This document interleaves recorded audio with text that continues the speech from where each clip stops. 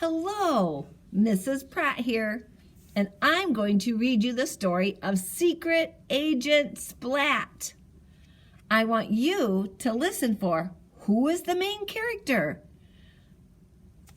Where is the setting? Where does this story take place? What's the problem in this story? And what's the solution? So let's get started reading and find out who this story is about. Where does it take place? What's the problem? And how do they solve their problem? Splat's dad makes toy ducks, all colors, all sizes. He makes lots of ducks. The ducks are kept in the garden shed, and Splat has a name for each and every one of them: John, Paul, Ringo, and George. One day, Splat was shocked to see that one of the ducks was missing. "Who messed with my ducks?" asked Splat. Seymour shrugged. That's Seymour, his little mouse friend. The next day, the blue duck was missing, but the red duck was back, but without a beak. The day after that, the green duck was missing, and the blue duck came back, but without a beak. It was time to investigate. "Who messed with my ducks?" asked Splat. "Not me," said his mom. "Not me," said his little sis. "Not me," said his big brother.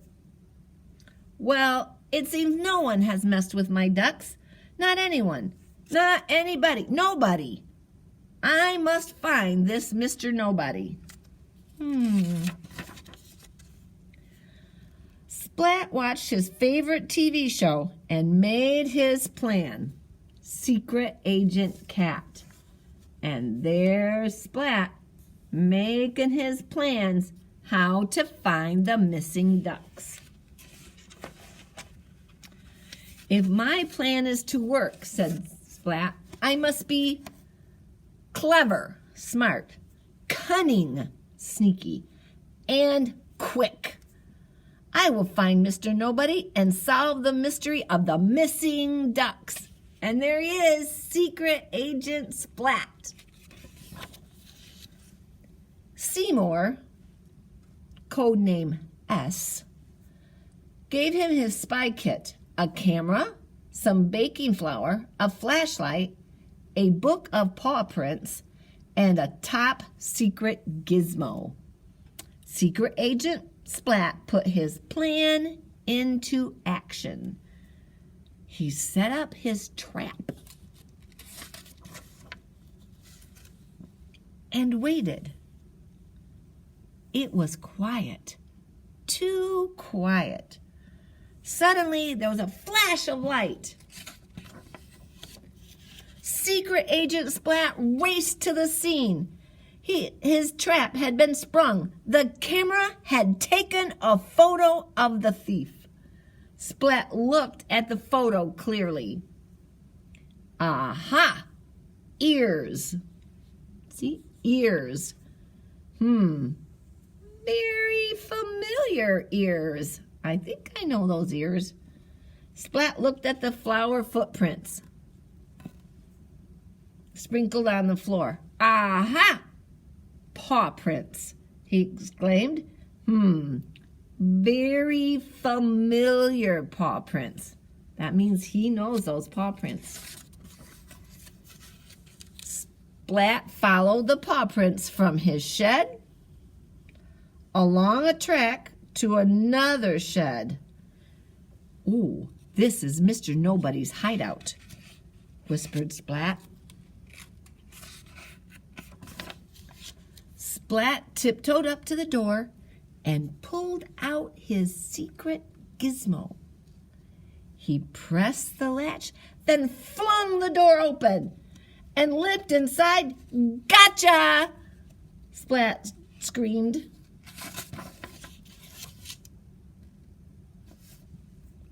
Bright yellow eyes stared from the shadows. "So, secret agent Splat, you found me," replied a mysterious voice. "Aha! A mysterious voice," thought Splat. But a very familiar, mysterious voice. He knows that voice. Splat shone his flashlight. He gasped.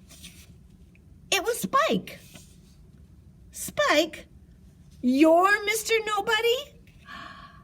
There he is, with the duck, with the missing beak. Splat, his friend. I'm Spike. Spike turned to run. Splat pressed a button and released his top secret gizmo. Boing went the gizmo, and Spike fell to the floor. He's caught, isn't he? Splat sat on him. "Why, Spike?" Splat asked. "Why did you mess with my ducks?" At that moment, a mouse ran by carrying another duck that still has his beak. "That's strange," said Splat. "Oh, not another one," said Spike. The mouse ran into the hole. With a thunk, the bird's beak was knocked off as it hit the wall. See, there goes his beak. His beak doesn't fit in the hole. Splat looked into the hole.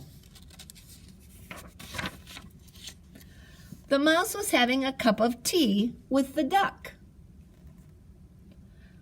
"I asked Mouse not to take the ducks, but he didn't listen," said Spike. "And so I didn't want him to get in trouble, so I kept returning the ducks, even without the beak." "Oh, now I see," said Splat. "But Mouse, why did you take my ducks?" Splat thought for a moment. Maybe it's not really a duck that he wants. Splat whispered to Seymour. There's Seymour. And Seymour nodded. Wonder what they're whispering about. Maybe what he wants is a friend. The case of the missing duck was solved. So now, do you think the mouse needs to keep stealing the ducks? Because he has Splat and Seymour and Spike for friends, doesn't he? Thanks for listening to my story. See you later.